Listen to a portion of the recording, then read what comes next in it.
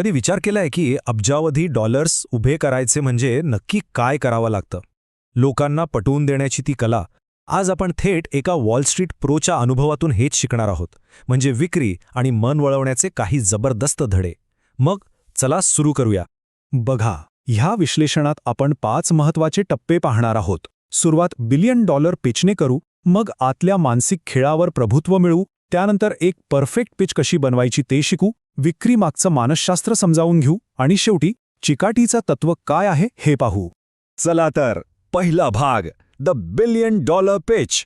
फक्त कल्पना करा, तुमच्यावर 20 अब्ज डॉलर्स उभे करण्याची जबाबदारी आहे आणि तुमच्याकडे वेळ आहे फक्त 6 महिन्यांचा. हे फक्त आकडे नाहीत, हा आहे प्रचंड दबावाचा खेळ. अशा परिस्थितीत काय करायचं? अब्जावधी डॉलर्सच्या या जगात ना फक्त एकच नियम चालतो: तुम्ही माझे पैसे गमावू शकत नाही. हे साधं वाक्य नाहीये, हे एक वचन आहे. याचा सरळ अर्थ आहे की तुम्हाला दुसरी संधी मिळणार नाही. प्रत्येक निर्णय हा शेवटचा असतो आणि चुकीला इथे अजिबात जागा नसते. बरं, व्यवसायातली सगळ्यात मोठी चूक कोणती असू शकते असं वाटतं? ती आहे चुकीच्या इन्व्हेस्टरकडून पैसे घेणं. खरं सांगायचं तर हे एखाद्या वाईट लग्नापेक्षाही वाईट आहे. का? कारण लग्नातून तुम्ही घटस्फोट तरी घेऊ शकता, पण चुकीचा इन्व्हेस्टर तो तर आयुष्यभरासाठी तुमच्या व्यवसायाला चिटून बसतो. ही अशी चूक आहे ना जी तुम्ही नंतर सुधारूच शकत नाही. आता वळूया दुसऱ्या भागाकडे, मास्टरिंग द इनर गेम. अब्जावधी डॉलर्स जिंकण्याचा खेळ बाहेर नाही, तो तुमच्या आत सुरू होतो. कोणतीही मोठी विक्री करण्याआधी स्वतःच्या मानसिकतेवर प्रभुत्व मिळवणं खूप गरजेचं आहे, कारण तुमचा आत्मविश्वास हेच तुमचं सर्वात मोठं शस्त्र आहे. एक मूलभूत नियम नेहमी लक्षात ठेवा.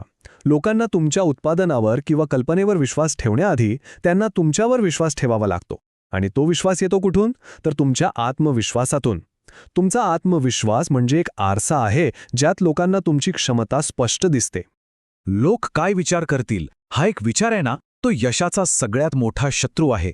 खरा आत्मविश्वास तेव्हाच मिळतो जेव्हा तुम्ही या विचारातून पूर्णपणे मुक्त होता. अगदी लहान मुलांसारखं किंवा खूप वयस्कर लोकांसारखं, जे जगाची पर्वा न करता जगतात. हाच निर्भयपणा तुम्हाला पुढे घेऊन जातो. आता बघा, जेव्हा तुम्ही मोठे सौदे करता तेव्हा समोरची व्यक्ती खरं बोलतेय की नाही हे ओळखणं खूप गरजेचं ठरतं. आणि यासाठी काही टिप्स आहेत, थेट माजी CIA आणि FBI एजंट्सकडून. पहिली गोष्ट, साध्या हो नाही प्रश्नाला लांबलचक उत्तरं देणं. दुसरं, नेहमीपेक्षा जास्त नजर चुकवणं. तिसरं, बोलताना सारखं चेहऱ्याला हात लावणं. आणि चौथं म्हणजे शरीराची थरथर, म्हणजे पाय हलवणं वगैरे. या छोट्या वाटणाऱ्या गोष्टी आहेत ना, तुम्हाला मोठ्या धोक्यांपासून वाचवू शकतात. ठीक आहे, तर आता तुमची मानसिकता तयार आहे, आत्मविश्वासही पक्का आहे. मग पुढचा टप्पा काय? या मानसिक शक्तीला एका प्रभावी पिचमध्ये कसं बदलायचं? चला तर मग एक परिपूर्ण पिच तयार करण्याचं तंत्र शिकून घेऊया.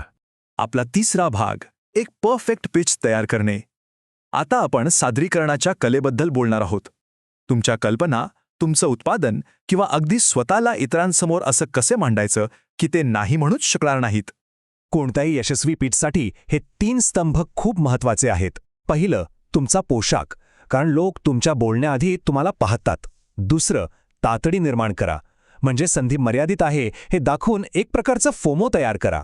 आणि तिसरं, 3चा नियम पाळा, कारण आपला मेंदू एकावेळी 3 पेक्षा जास्त गोष्टी लक्षात ठेवू शकत नाही. त्यामुळे कमी बोला पण प्रभावी बोला. गुंतवणूकदारांमध्ये ना साधारणपणे 2 प्रकार असतात.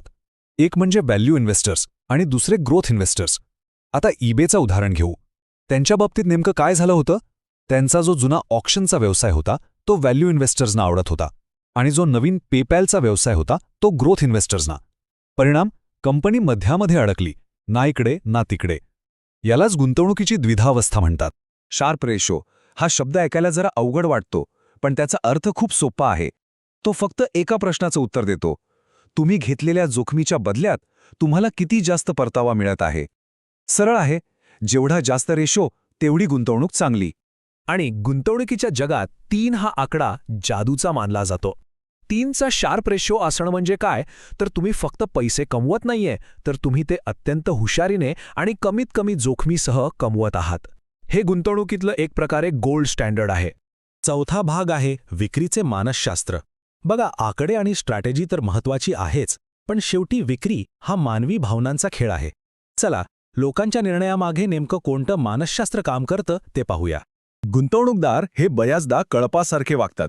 कुणालाही पुढे जाऊन पहिला धोका पत्करायचा नसतो. म्हणूनच पहिला गुंतवणूकदार मिळवणं हे सर्वात कठीण आणि तितकंच महत्त्वाचं काम आहे. एकदा तो मिळाला ना की बाकीचे डोळे झाकून त्याच्या मागे येतात. यालाच सोशल प्रूफ असं म्हणतात. व्यावसायिक जगात तुम्हाला कधीकधी काही आक्रमक लोकांना सामोरं जावं लागतं. अशावेळी सल्ला स्पष्ट आहे, मागे हटू नका, उलट जास्त खंबीरपणे उभे राहा. कधीकधी असे नकारात्मक अनुभवच तुमची सर्वात मोठी ताकद बनतात. त्या ऊर्जेचा वापर स्वतःला आणखी पुढे नेण्यासाठी करा. आणि आता 5वा आणि शेवटचा भाग, चिकाटीचे तत्त्व. तुमच्याकडे जगातली सर्वोत्तम पिच आणि मानसिकता असेलही, पण एका गोष्टीशिवाय सगळं व्यर्थ आहे. आणि ती गोष्ट म्हणजे चिकाटी. यशाचा खरा पाया याच गुणावर उभा आहे. विक्री हा आकड्यांचा खेळ आहे, हे नेहमी लक्षात ठेवा. प्रत्येक नाही म्हणजे अपयश नसतं, तो होच्या दिशेने टाकलेला एक पुढचा टप्पा असतो. तुम्ही जितके जास्त नकार पचवाल तितके तुम्ही यशाच्या जवळ पोहोचत जाल. मायकल जॉर्डनने यशाचं सार एकच वाक्यात सांगितलंय. तो यशस्वी का झाला? कारण तो वारंवार अयशस्वी झाला. अपयश हा यशाच्या मार्गातला अडथळा नाही, तो यशाचाच एक भाग आहे, हेच खरं. आणि मार्क क्यूबन आपल्याला आठवण करून देतो की तुम्हाला प्रत्येक वेळी बरोबर असण्याची काही गरज नाहीये. व्यवसायात तुम्हाला फक्त एकदाच बरोबर असायचं आहे. ते एक मोठं यश तुमच्या मागच्या 100 चुकांना धुवून काढू शकतं. तर हे सगळं ऐकल्यावर आता एक प्रश्न स्वतःला विचारायला हवा. अशी कोणती एक गोष्ट आहे जी आपल्याला विकायची आहे? मग ती एखादी कल्पना असेल, एखादं उत्पादन असेल किंवा अगदी स्वतःची क्षमता असेल. आणि त्याची सुरुवात आत्ता कशी करता येईल? कारण लक्षात ठेवा, तुमची विक्रीची खरी गोष्ट आजपासून